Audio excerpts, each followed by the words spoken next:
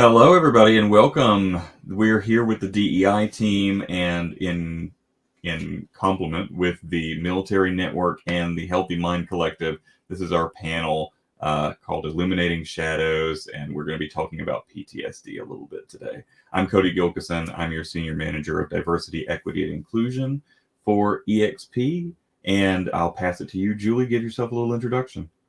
Hi, everyone. My name is Julie Swain. I am an Air Force veteran and was honored to be asked to be on this panel. So whatever I can do to help spread the word. Thanks. Carly? Hi, I am Carly Fink-Maddox. I am one of the co-chairs for the Healthy Mind Collective. We really focus on mental health and how to improve it and, keep your life, your well-being just stable. We love the Healthy Mind Collective, and we love our military network too. I also want to note that one of our panelists, Reggie Moore, who represents Military Network, was not able to join us right away, but he may pop in later. So we'll keep a spot open for Reggie. So we're going to jump right in with our questions. I want to start with, how did you realize you were suffering from PTSD, and what steps did you take to get support? Julie, I'll start with you.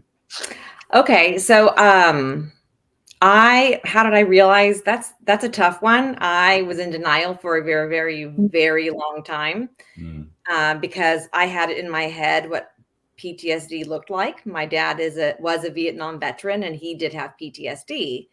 So what I saw of PTSD through my father was not how I experienced serving in the military at all. And it's strange. I went to a friend's birthday party. There was a male stripper, and that was my trigger. And I lost it and called a friend and realized that it took a while, but I was diagnosed with PTSD. It was just that one trigger opened up that door, and I was really good at keeping things in that compartment and that box closed for 30 years. Wow. Yeah. And what steps did you take to get support? So I called a friend whose wife was in charge of the mental health clinic at the VA hospital here, because I am a 100% disabled veteran. And she got me into the MST division, which is the military sexual trauma. And so I went to a very specific type of mental health clinic. Wow. I'd like to note that we now have Reggie here with us. Welcome, Reggie. You want to give us a brief introduction to you? Oh, yes, absolutely. Apologies again. I had to go through a meeting with my mentor. He had to do some accountability with me. So I am Reggie Moore with EXP Military Network. I am the national resource for veterans there. We have an awesome team there with Deanna, Becky, Mike, whole entire staff there, Sierra, Rick. And of course, we are there to help veterans when it comes down to different resources, but especially when it comes to mental health, because surprisingly, this month is PTSD Awareness Month. So this is something very dear and near to my heart, because of course, I'm a prior U.S. Navy veteran. And a lot of us, we get out and we really don't have much camaraderie or nowhere to go for help and resources. So that is a little bit about me and what I do. That's great. So we were starting with the first question. We'll go ahead and go with you while we're on you. How did you realize you were suffering from PTSD, and what steps did you take to get support? I didn't realize until this is a little bit before I became a licensed realtor. I was working a corporate 9-to-5 job, and something happened where one of the coworkers had did something to trigger me.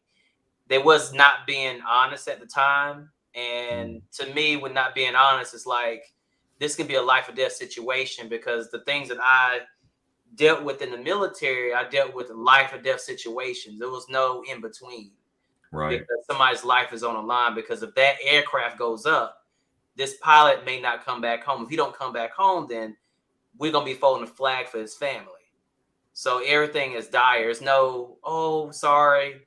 Look, that you got to make it happen one way or another. So, Lou, with that, I got kind of triggered. along with some other things. And of course, I had to really get help when my wife at the time brought me, hey, you need to get help. But it wasn't until my foster daughter came up to me at the time, and I was literally working on the computer, calling clients, trying to get business at the time. And literally she says, Daddy, are you all right? And that really shook my soul. Her little hand about this big touched my arm. It says, Daddy, are you all right? And she looked at me. And that literally put tears in my eyes. I was like, I need to get this together. So then that's when I started checking myself into the local VA for help, to talk with somebody, to get the therapy. Because a lot of times when it comes down to therapy, we may think, oh, it's just some type of problem wrong with you, or something wrong with yourself as a person, or people categorize and put you into some type of labeling system. Especially come to veterans, they think PTSD, they're thinking, oh, he's going to snap, or he's going to lash out, or he's going to be violent. That is not true. That is a total myth. PTSD can be underlying symptoms, because there are symptoms, not just the diagnosis. It can be depression, being a recluse from everybody, and I can be vulnerable. Outside of me working and doing what I do, I really don't go out like I should. I work, and most of my socializing is behind this camera here, talking with everybody here. You, Cody, you, Julie, you, Carly. That's sometimes my life, or my veterans with Veterans Network Champions Club, helping other veterans. But outside of that, sometimes anxiety, the pressures of life, putting so much goals on ourselves. I want to achieve this. I want to do this. This is the way I should be in my life. We're having all this outside world of what we want to be, but really internally we're suffering. And those things that we suffer from is a total reflection of things that we got to work on, because life is like a school that you never graduate from. And some of us may be dealing with a chapter dealing with, okay, let's say anger issues, or dealing with beauty issues. Maybe we think we don't look good enough for somebody, or I'm too short, or I don't have hair, or whatever the case may be, I don't look pretty enough, or my body is not there. We have so many different issues that we're struggling with between ourselves that we have not taken the time to do the self-care, or some people may call it the shadow work. And shadow work means things that you have internalized, and you're nothing, I won't say nothing, but you became more of the inner wounded child. Because we're all big adults here, but really we're just big adults, but we have the child tendencies inside of us.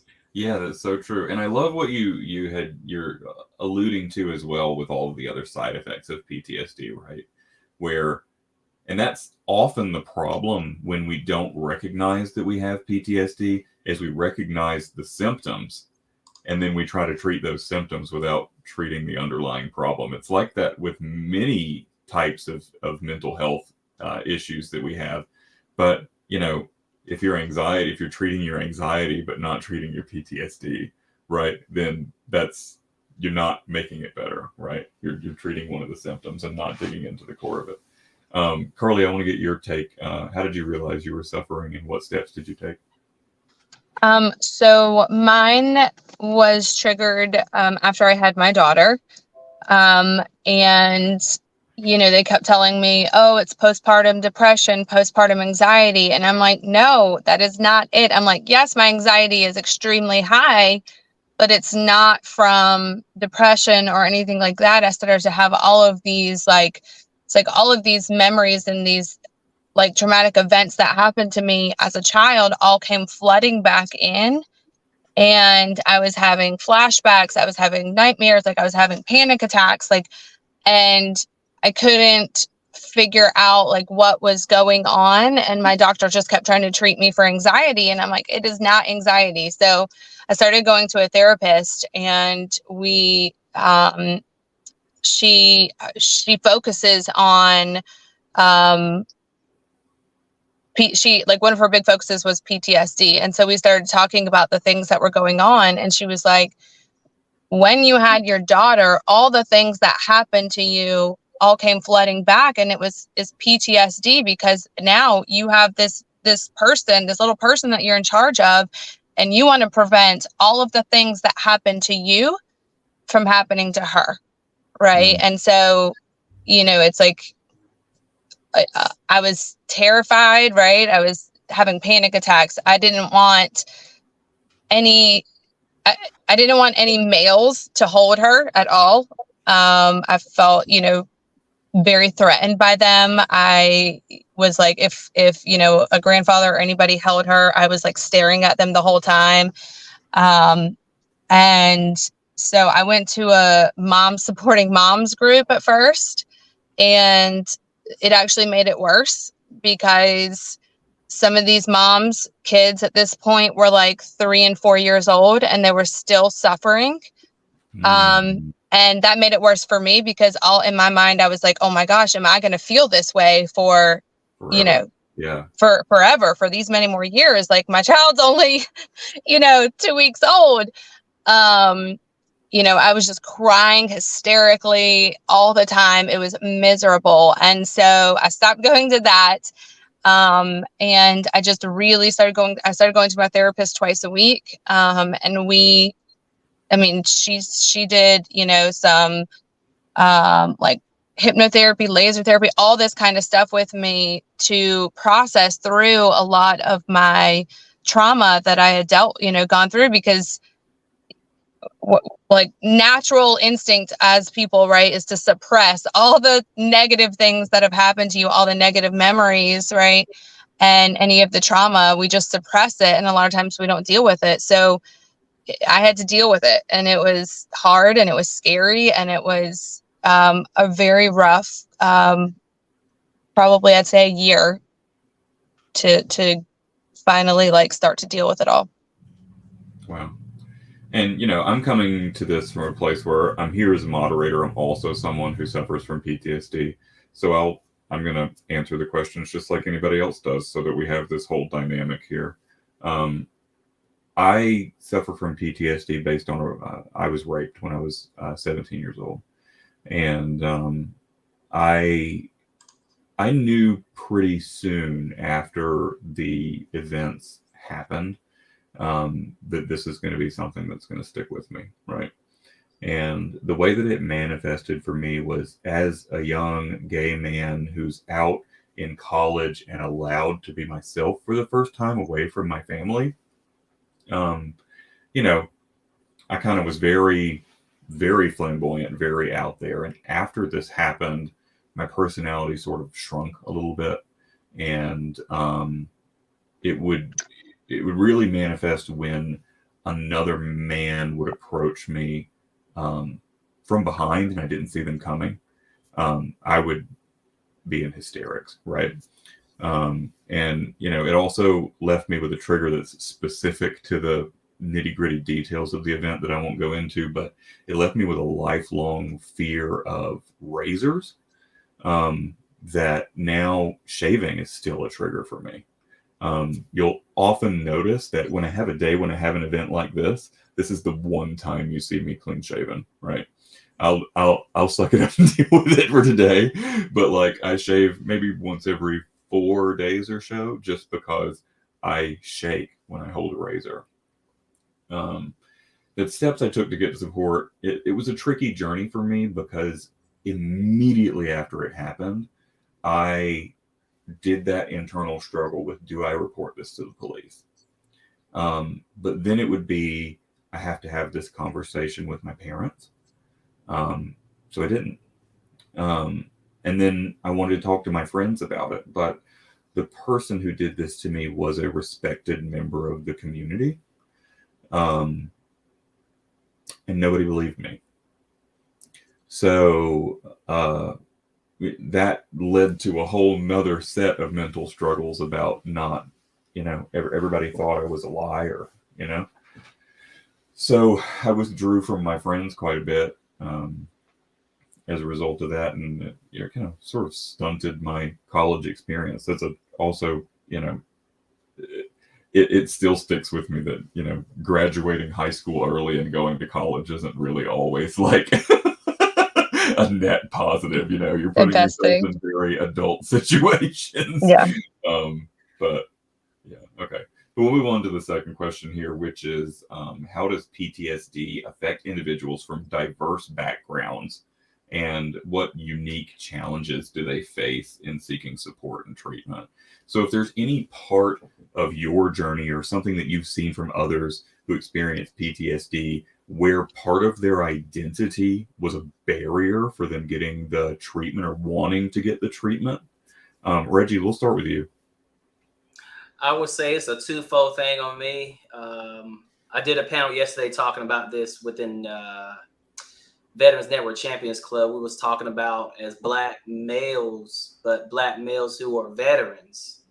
That is a whole nother onion to peel back, because some of the misconceptions are you have to be strong as a Black male. You don't cry.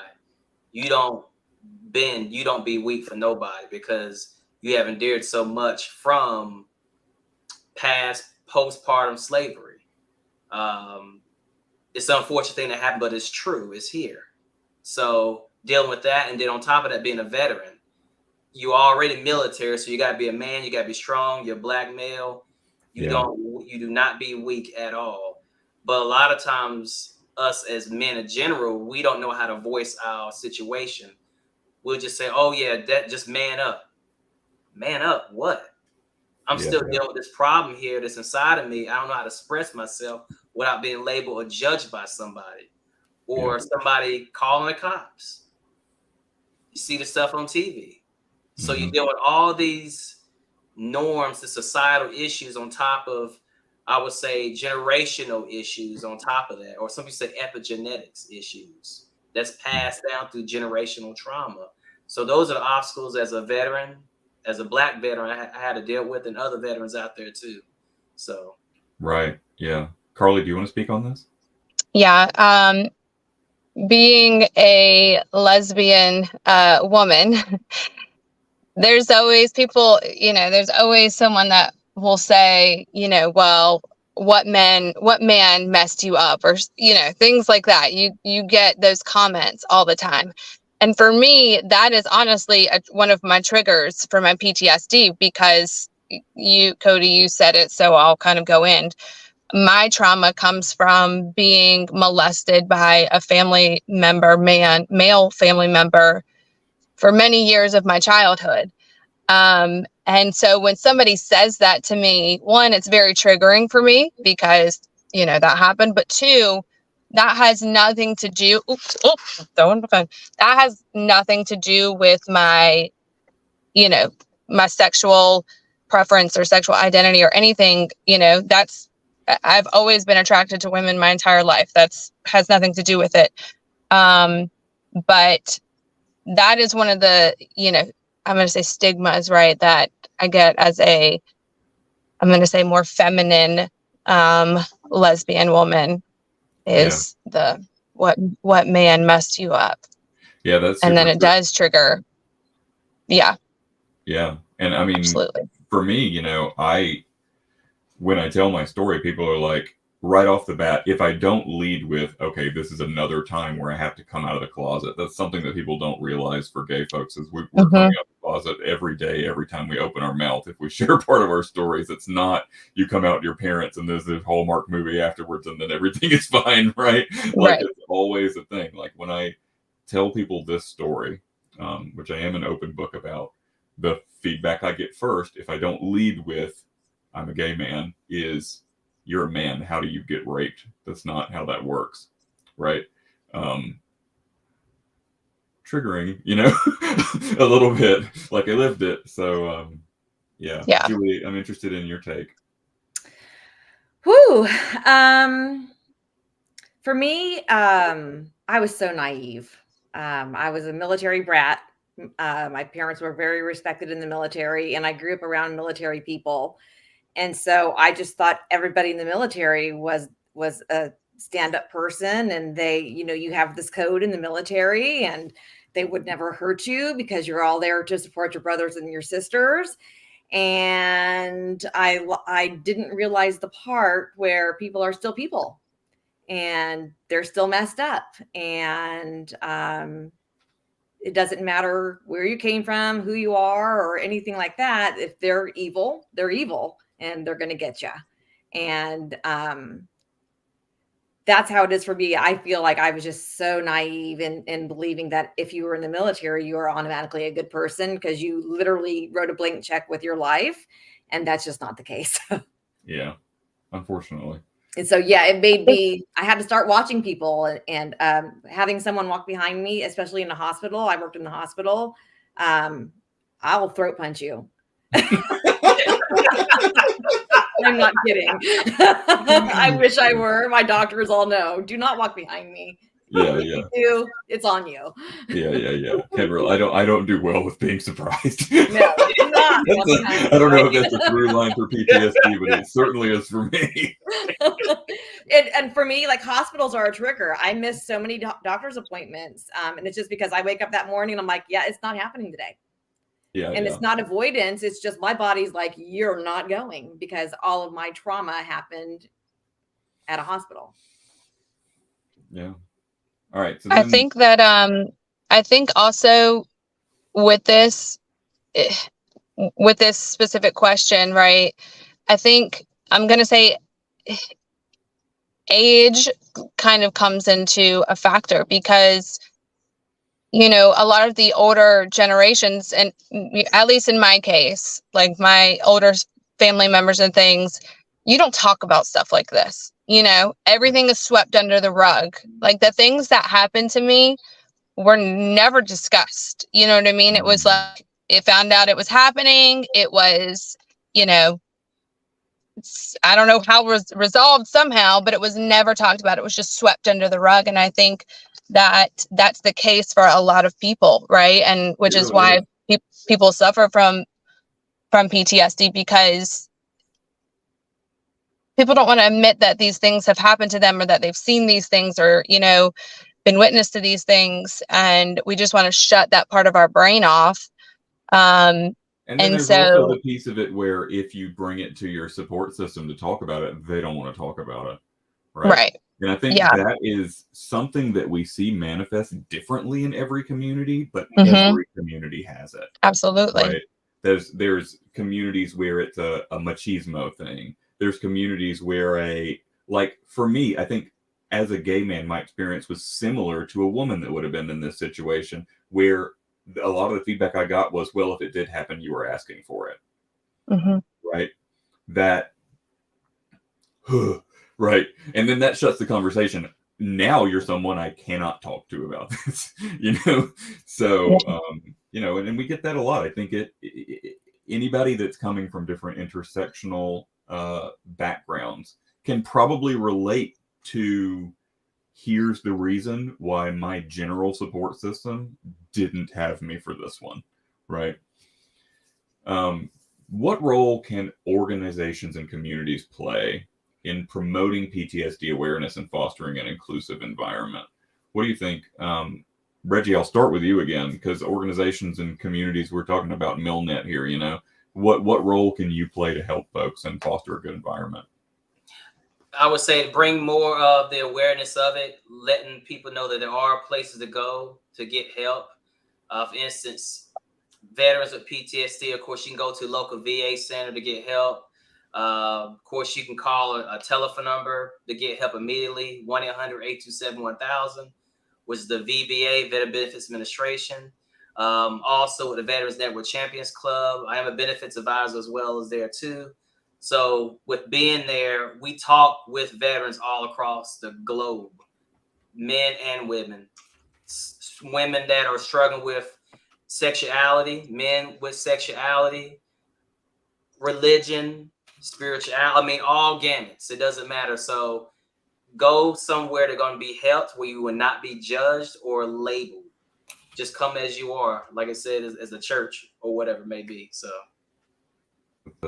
And I'd also add that a really good resource that people can use when you're having a mental health crisis, the United States passes, and a lot of people don't know this, but 988 is a 3-digit number you can call from anywhere where you could dial 911.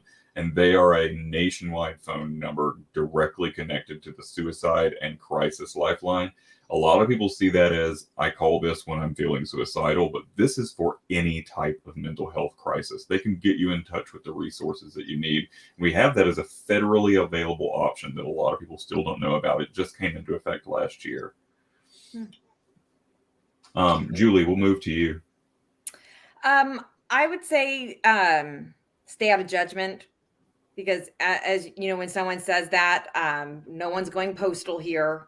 You know, we all look different. We all come from very, very diverse backgrounds. It's just stay out of judgment and give them space.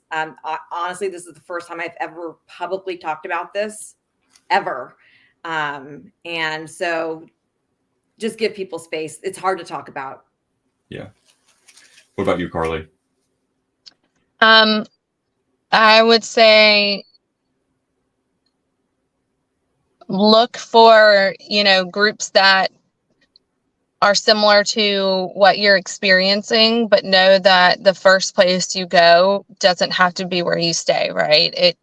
Like I said, the first place that I went to made it worse for me.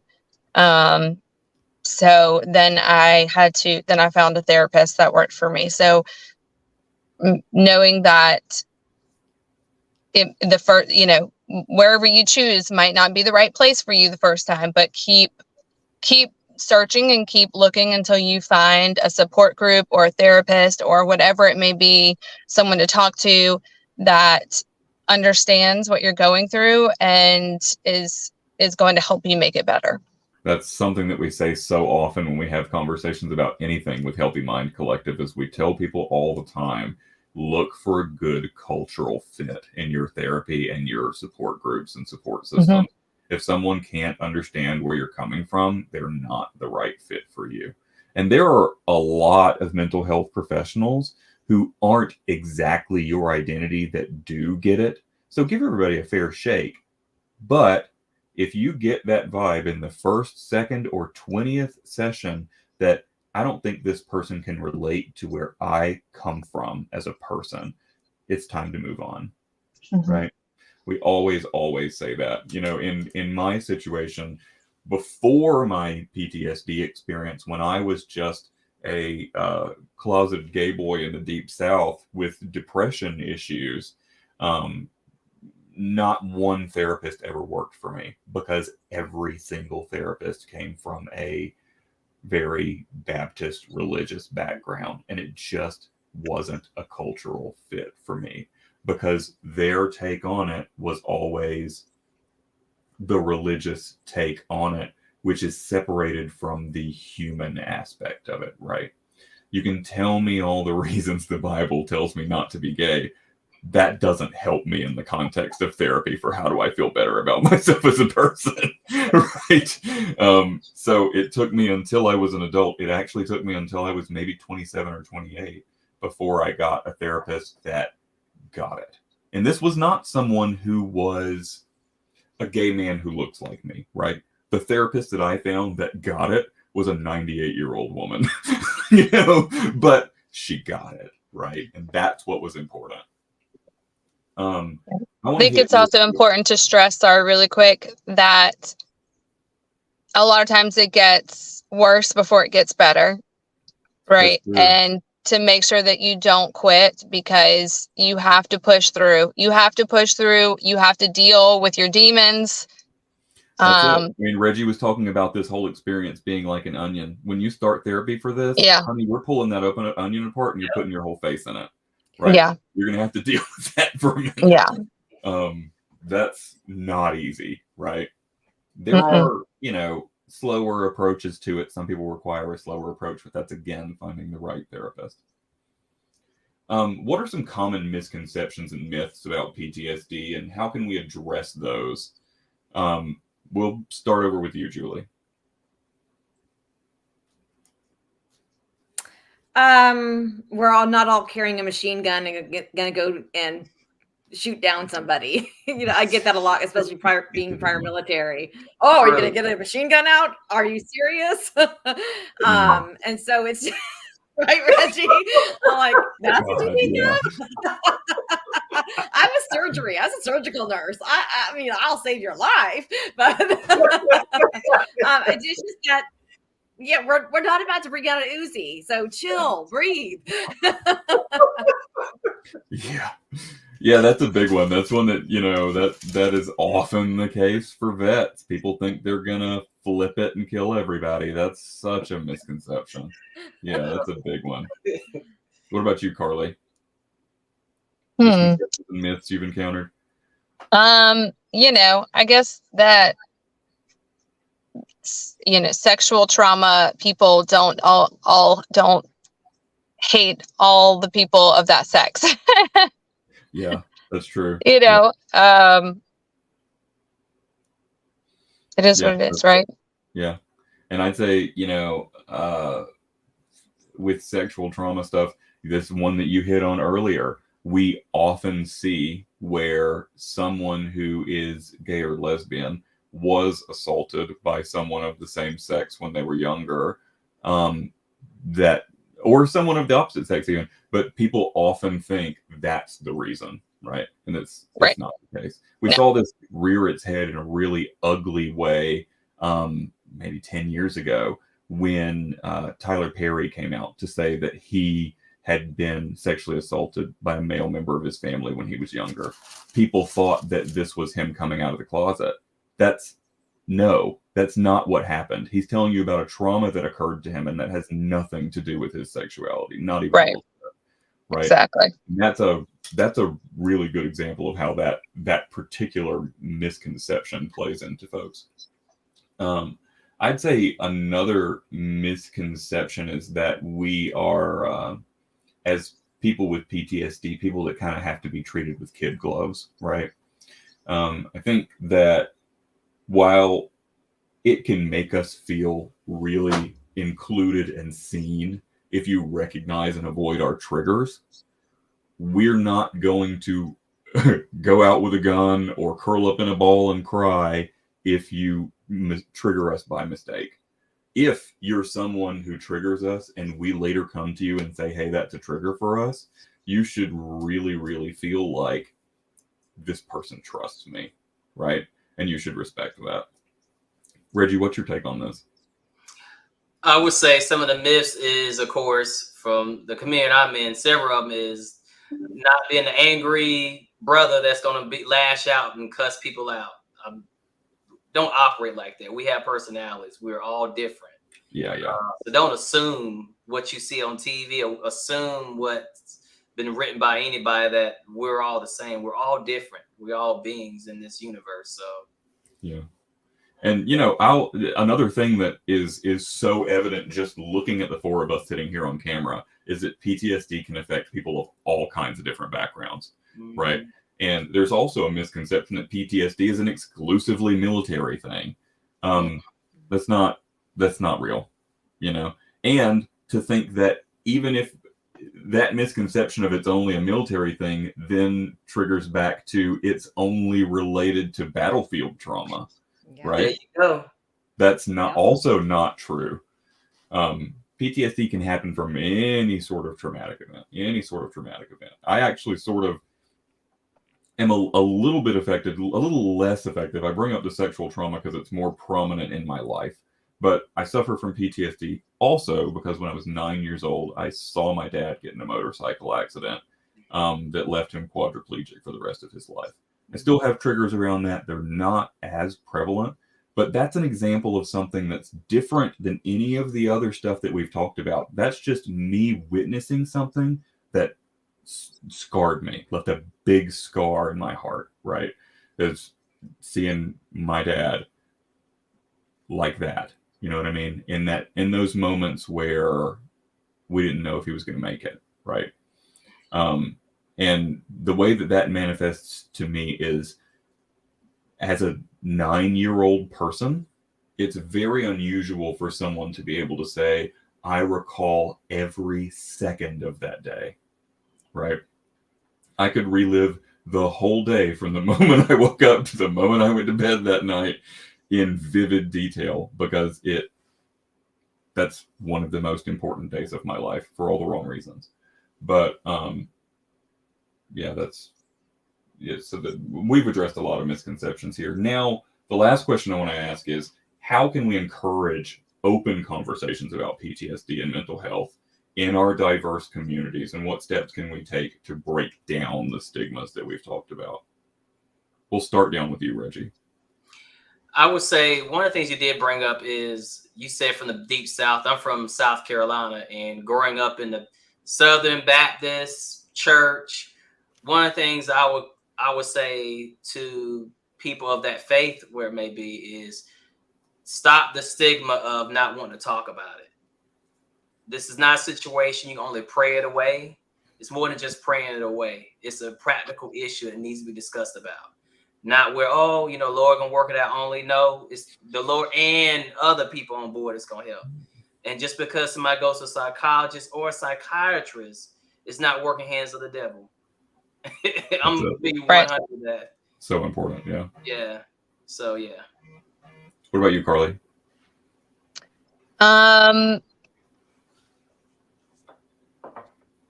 I am going to say asking people, I'm going to use an example. I was at a friend's birthday party one time, and I was braiding her hair in little braids, whatever.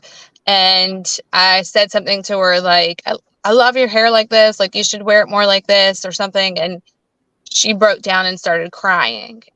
Okay. And I was like, something I said just triggered her. Right. So instead of just being apologetic about it, I had a conversation, like, what did I say that just triggered this reaction in you? Right. And instead of just being like, I'm so sorry, I didn't mean to offend you. I think it's asking the questions, like asking someone a deeper question, right? Like, what did I say that triggered you? Like, let's talk about it. And I think not being afraid to have those conversations, those deep conversations with people, because sometimes just asking that question helps open the door for people to understand what they're feeling or why they feel triggered, to start to look into, it ended up stemming from something her mom used to say to her, and she's got a bad relationship with her mom or something like that. So it opened up a conversation for us to start talking. And I'm like, I think you have some PTSD, like you might want to talk to somebody about it. So I think it's not being afraid to ask people harder questions or go deeper with people, regardless of whether you have, a relationship with them or not, because sometimes that's just what they need and the catalyst, right, for them to understand a little better why they're feeling the way they are. Yeah, that's a good point. And I really think, being there for folks when you see them suffering is important. And it's more than just, I'm sorry you feel that way, but allow them to speak, right? You don't know what that person's support system is like. And regardless of your relationship, you might just be it because you're the only person that's ever talked to them about it. I also would say when you're having those conversations with someone with PTSD, be careful how hard you dig. Absolutely. They're not ready to talk, Yeah. How about you, Julie? What can we do to encourage open conversations and break down stigmas? I would say do more of this. And then also when you are with someone who has PTSD, I don't know about you guys, but one of my superpowers is avoidance. I can avoid those triggers. I know what it's going to be, and I'm like, not doing it, and then just understanding that it's not that we don't not want to do these things. We do. We just know whether it's healthy for us or not. And so sometimes people take it personal, and it's not. We're really, it's a survival mode, and just give us grace. There you go. That's beautiful. All right. With that, I think I just want to thank everybody for joining us today.